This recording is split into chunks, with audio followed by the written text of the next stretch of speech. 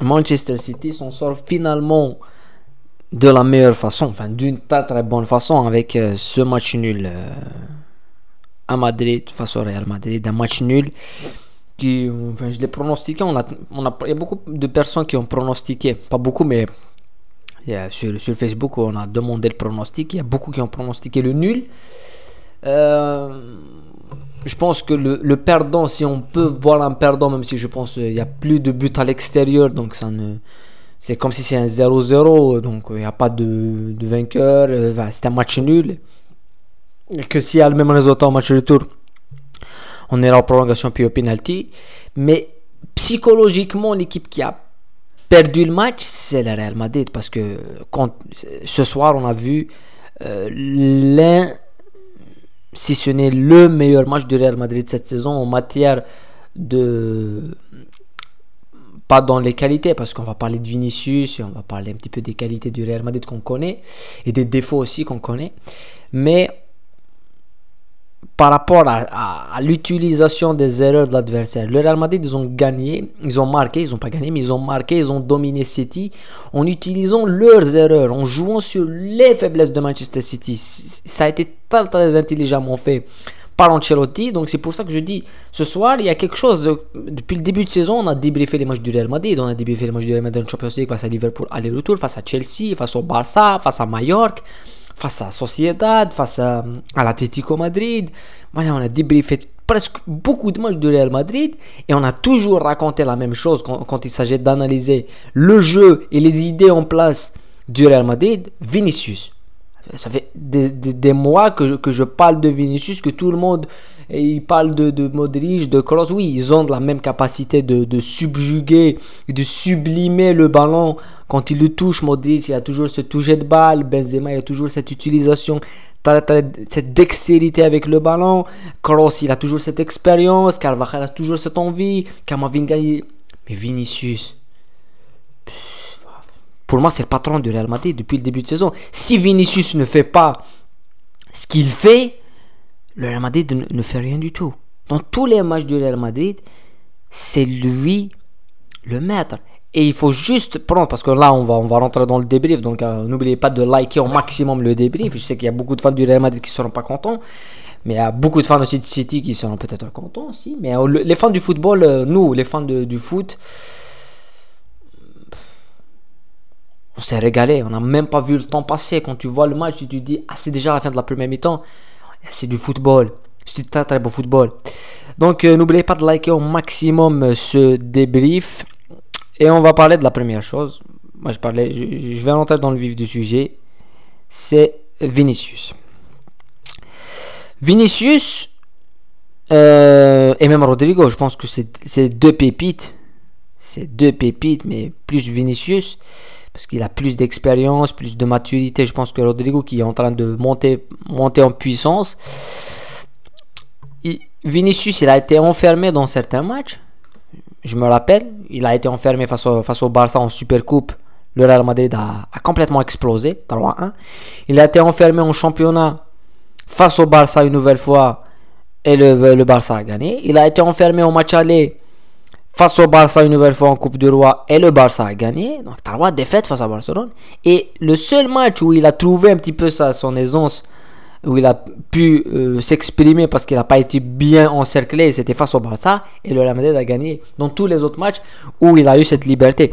Et ce soir, je ne vais pas dire qu'il a eu la liberté qu'il voulait avoir, mais ce soir il s'est surpassé Vinicius. C'est-à-dire qu'il n'a pas eu la liberté, il a été encerclé. Il y a un joueur qui le suit, c'est Kyle Walker. Il a fait un très bon match, Kyle Walker, défensivement.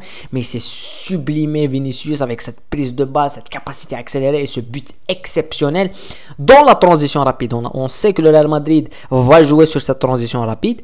Ils ont dominé le match, le Real Madrid. Moi je pense que, pas le match au complet, mais une partie de la première mi-temps et une grosse partie de la deuxième mi-temps, ils étaient maîtres en nombre du jeu. Et le but, il vient dans une transition rapide. Un changement radical pour aller de la défense à l'attaque avec l'utilisation de l'espace de Camavinga. Ça s'était fait 2 fois. Et la deuxième fois, ça passe grâce à Vinicius. Donc, Vinicius, pour moi, c'est un top player. Et il est dans le top 3 du monde actuellement. Pour moi, ce qui me surprend avec Vinicius, c'est la Coupe du Monde. C'est la Coupe du Monde, ils sont passés totalement à côté, les joueurs du Brésil. Et Vinicius aussi, parce que je pensais pas qu'ils pouvaient faire une aussi mauvaise Coupe du Monde. C'est ça qui me surprend. Mais bon, pour moi, il est le patron de Real Madrid. Même l'année passée, les différences qu'il fait Vinicius l'année passée face à City à l'aller, le but qu'il marque en démarrant du centre, avec face à Chelsea, la différence qu'il fait en finale de Champions League, c'est lui qui marque face à Liverpool. Donc je trouve que ce joueur, il n'est pas, et par les fans du Real Madrid, je parle aux fans du Real Madrid, il n'est pas mis à sa juste valeur. On parle toujours de Modric, de Kroos, de Benzema. Oui, c'est des superstars, c'est des géants. Mais actuellement, le meilleur, c'est Vinicius. C'est lui qui fait la différence. Et de l'autre côté, on a un autre joueur, et là, on n'en parle pas beaucoup aussi. On n'en parle pas beaucoup, c'est lui. Parce que on voit que Haaland, il marque des buts, et on va parler un petit peu d'Haaland. On va aussi parler d'Haaland. Ouais, on va parler d'Haaland. Haaland, il marque des buts, et là, tu as tout le monde qui parle, pas tout le monde, mais il y a beaucoup de personnes. Oui, Haaland mérite le ballon d'or. Ce soir, ce soir on est en Champions League, on est en demi-finale, on regarde le match, le meilleur joueur, ce n'est pas Haaland. Il peut pas être ballon d'or ce soir, Haaland. Si on voit dans les deux équipes, on aura De Bruyne et on aura Vinicius par exemple. On sort de ces deux joueurs, on se dit oui, ces deux joueurs-là, même s'ils ne marquent pas, si tu retires les buts, si le match se termine 0-0, on va plus se rappeler de Kevin De Bruyne de Manchester City et de Vinicius contre Real Madrid que de Haaland. Haaland, on l'a pas vu. 90 minutes. Et moi, j'attendais Haaland. Et je pense que Haaland va qualifier City. Je le pense toujours. Je pense qu'au retour, il va claquer un but. Je le pense parce que c'est le même ressenti que j'ai eu face au Bayern de ce joueur-là. Et on a débriefé le match. Mais moi, je pense que le Ballon d'Or, ce n'est pas le meilleur buteur. Tu vois. Le meilleur buteur, au Ballon d'Or, il y a un titre qui est destiné au meilleur buteur. Je pense que c'est une bonne chose qui est faite. Mais le Ballon d'Or, c'est le meilleur joueur. C'est le joueur qui peut te sublimer, qui peut te faire rêver. Je sais qu'il n'y a pas beaucoup de personnes, pas beaucoup de jeunes qui veulent être comme Haaland. Ils savent que ça va être difficile parce que déjà, tu n'as pas le même gabarit et tu n'as pas la même dextérité, la même finition. Mais quand tu vois Kevin De Bruyne jouer, quand tu vois comment il remet City en jeu, il est dans les moments difficiles présents. Je pense que si à City, quelqu'un mérite ce ballon d'or, et par ces années, par la qualité du football qu'il nous propose, ce serait Kevin De Bruyne. Voilà. Je pense qu'il est pas assez vu aussi à sa juste valeur côté Manchester City. Après, quand on va parler un petit peu plus du match, si on veut, je pense que le Real Madrid, comme je l'ai dit, a raté une grosse occasion de s'imposer. Et quand on connaît Santiago Bernabéu et quand on connaît l'atmosphère qui est mise et le poids de l'histoire qu'il y a dans ce stade, il y a un poids de l'histoire qui est énorme. Et j'ai choisi cette occasion, c'est l'occasion de Karim Benzema dans les derniers moments. Et Karim Benzema, on l'a encore pas beaucoup vu, on l'a pas vu Karim Benzema, mais le problème la différence avec Haaland, c'est une différence un petit peu de style de jeu, c'est qu'il est beaucoup plus impliqué dans le jeu que Haaland. C'est pour ça qu'on le voit remiser, échanger de côté et venir un petit peu jouer, faire jouer ses amis et ses coéquipiers un peu plus que Haaland, qui était un petit peu excentré et qui a joué un petit peu en avançant tout le match. Mais j'ai choisi cette occasion parce que on prendra la même situation l'année passée. Cette situation de Karim Benzema, le coup de tête de Karim Benzema, cette situation finira au fond des filets. Voilà. Si c'était l'année passée, ça serait un but clair, net. Mais malheureusement, cette saison, ça n'est pas fait. Et pour moi, un autre top du match, c'est Ederson qui a fait un match. Pour moi, ce soir, je pense que ce gardien mérite d'être à City. Mérite qu'on lui donne un petit peu ce crédit que je pense qu'on lui a pas beaucoup donné aussi. Ce soir, on a vu les joueurs qu'on attendait. Ceux qui suivent le football, pas par les statistiques, parce que les statistiques maintenant, quand je rentre sur Twitter, ou quand je rentre sur Instagram ou sur Facebook, les gens qui vont analyser, tout le monde parle du foot, on parle de combien il a marqué, combien il a fait de passes décisives, et ça tue un petit peu le football. Il y a des gens qui ne regardent pas le foot. Ils regardent pas les matchs. Et ils te disent, ah, Haaland il mérite le ballon d'or parce qu'il a mis 35 buts. Alors qu'il a peut-être pas vu les 35 buts. Tu vois, il a pas vu que peut-être les 35 buts, c'est des buts sur la Haaland, il a mis... Et là, je ne critique pas Haaland. Je trouve que c'est un monstre qui fait une saison exceptionnelle. Et c'est incroyable de marquer 35 buts pour sa première saison en Premier League. Il explose tous les records et j'espère qu'il va faire encore mieux. Mais tu vois, face à Leipzig, il a mis 5 buts. Et c'est des buts casquettes. C'est des buts qui ne sont pas des buts. Je vais juste les comparer. J'ai fait le comparatif parce que j'ai débriefé le match. Il y a le débrief du match. On regarde les mêmes buts que le quintuplé que par exemple a fait Messi en 2011, je pense, en 2012, face à Leverkusen. C'est pas les mêmes buts, c'est pas la même chose. Donc, mais on va regarder les buts. On va dire, ah oui, Benzema, il a pas marqué Benzema, donc il est pas bon. Il a pas marqué Haaland, donc non. Je dis que il faut regarder les matchs. Et si c'est toujours celui qui marque, je suis désolé, mais on regarde le football pour regarder le foot, pas pour... Parce que le but, tout le monde peut marquer. Hein.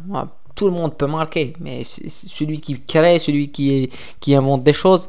Et ce soir, le Real Madrid, donc quand on revient au match du Real Madrid, je pense que j'ai dit c'est le meilleur match du Real Madrid cette saison pour moi. Parce que dans tous les autres matchs, ils ont eu un moment faible et des creux. Et même, ils sont passés un petit peu, même face à Chelsea. On les a vus beaucoup plus faibles défensivement. Ils ont joué la contre-attaque, ils ont joué la transition rapide.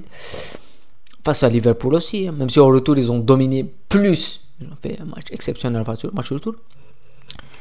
Mais ce soir, je pense que défensivement, ils ont fait un match monstrueux en défense avec les deux défenseurs centraux, avec Alaba, Rudiger. Quel match! Et Carvajal, je pense qu'il a 20 ans, et c'est énorme. Et t'as sur l'autre côté le Camavinga qui fait un match exceptionnel. Au milieu de terrain, t'as les trois monstres qui font un match exceptionnel aussi avec Valverde, Kroos et Modric. En attaque, c'était un peu moins, mais t'as Vinicius et Rodrigo qui font un match exceptionnel. Et t'as énorme Benzema qui était un petit peu moins, mais dont le jeu il était aussi performant. Donc ils ont cassé un but d'une récupération haute, de la seule erreur, je pense que 2 erreurs qui ont été faites au milieu de terrain par Camavinga, elles sont minimes. Et le problème le football, des fois tu peux pas l'analyser, c'est à dire que le Real Madrid a marqué presque en sortant un petit peu du temps fort de Manchester City en premier mi-temps. Et tu as un temps fort qui dure plus de 10 minutes du Real Madrid en deuxième mi-temps. Et presque à la fin de ce temps fort, en sortant un petit peu, on sort qu'un petit peu du temps fort du Real Madrid, City marque le but. Et si on suit un petit peu le match et on revoit le match, avant le but de City de 2 minutes, il y a une situation énorme pour Vinicius, dans un décalage, je ne sais pas comment ça finit, je ne me rappelle plus comment ça finit. Et t'as Ancelotti. Non, c'est un Vinicius qui va chercher Benzema avec un extérieur et ça termine sur un 6 mètres. Au moment où c'était un corner, c'était un petit peu touché par Grealish ou par Stones. Et t'as Ancelotti furieux. Parce qu'il sait qu'il devait tuer le match. Il sait qu'il y aura un but. Parce que le nombre d'intensité de situation qui a été mise. Et à la fin, t'as Kroos qui doit pas finir le match. Kroos, il doit jouer 60 minutes. Il est cuit et Chouamini devait rentrer. Et de l'autre côté, t'as Guardiola qui joue 90 minutes avec la même équipe. Moi, je comprends pas comment Grealish finit le match. Je ne comprends pas. Parce que Grealish, pour moi, dans le contact avec Carvajal, il est fini. Il sort du match. Et Mahrez devait jouer. Devait rentrer. Et Alvarez aussi. En tous les cas, on a vécu une très très belle soirée de football. Un exceptionnel match. Énorme. Ça se termine avec un score qui va nous garder l'eau à la bouche pour le match retour. Et on va, là, ça sera une autre paire de manches. Et le Real Madrid, une nouvelle fois aussi. Je finirai juste avec, parce qu'il y aura demain un autre match. Derby du Milan. Milano. Voilà. La Madonna avec l'Inter et Milan, ça va être le feu. Ça va être le feu parce qu'il n'y aura pas de match de retour à l'extérieur, ça sera le même stade, ça sera la même condition. Mais le Real Madrid dans Champions League, même s'il joue avec l'équipe B, ils sont favoris parce que c'est le Real Madrid qui joue pour la gagner. Imaginons que tu les mets pas favoris. Que ce soit City, c'était le favori. Les bookmakers, tout le monde, c'était le favori. Donc imagine la libération, comment ils jouent. Et on l'a vu, l'envie. La différence de l'envie entre les deux équipes, ça saute aux yeux. Voilà. Donc, mais une nouvelle fois, ce soir, on a vu une chose que j'ai beaucoup rappelé. C'est vrai que le poids de l'histoire, il a un petit peu, oui, le poids de l'histoire, mais sincèrement, il faut arrêter ça, c'est une connerie aussi. Moi, je pense que c'est une connerie. Dire que oui, le Real Madrid joue avec l'histoire, non. Le Real Madrid joue avec Karim Benzema, joue avec Vinicius, joue avec Modric, joue avec Kroos, avec Rudiger, avec Camavinga, avec Thibaut Courtois. C'est des joueurs de top niveau. Ils jouent pas avec Gnina ou je sais pas moi. Nottingham Forest, ils gagnent la Ligue, ils ont 2 Champions League. Tu les ramènes en Champions League maintenant, ils se qualifient même pas. Alors qu'ils ont le poids de l'histoire. Ils ont plus de Champions League que City, que Arsenal, que Everton. Mais ils sont nuls parce qu'ils ont des joueurs nuls à leur niveau. Donc, il y a le poids de l'histoire, le Bernabeu et tout. Mais tu as des joueurs de top niveau. Il faut pas raconter n'importe quoi. Le Real Madrid, quand ils avaient des joueurs de bas niveau, quand on parlait des Oberton, à la sortie des années 2000, après la huitième de Raoul et tout, tu avais des joueurs un petit peu très moyens. Le Real Madrid ne passe pas les huitièmes de finale de Champions League, malgré le prix d'histoire et tout. Il faut savoir que le Real Madrid a passé 37 ans sans gagner la Champions League, parce qu'ils avaient des joueurs moyens. Donc là, ils ont une équipe de top niveau. Faut arrêter de raconter un petit peu n'importe quoi à un certain moment. Tu retires Vinicius, Benzema, Rodrigo, Modric, est-ce que c'est la même équipe? C'est pas la même équipe. Je pense pas qu'Asensio va faire la même différence que fait Vinicius. Malgré le poids de l'histoire, je sais pas, même si c'est Santiago Bernabéu qui va rentrer, qui va jouer. Il faut arrêter de raconter n'importe quoi. Voilà. Et voilà. Après, il y a le poids de l'histoire, on ne veut pas dire qu'il n'existe pas, mais c'est pas celui qui joue. C'est la qualité des joueurs qui jouent. Voilà. En tous les cas, très bon match. On se retrouve demain pour un nouveau débrief et demain pour Milan l'Inter. Ça serait la folie, ça serait du feu. Ça serait du feu avec des tifos et ceux qui se rappellent un petit peu du dernier affrontement des deux équipes en Champions League, le fumigène sur Dida. C'était la belle époque avec Costa et Materazzi. Voilà, prenez soin de vous. On se retrouve très bientôt. Et la paix sur vous.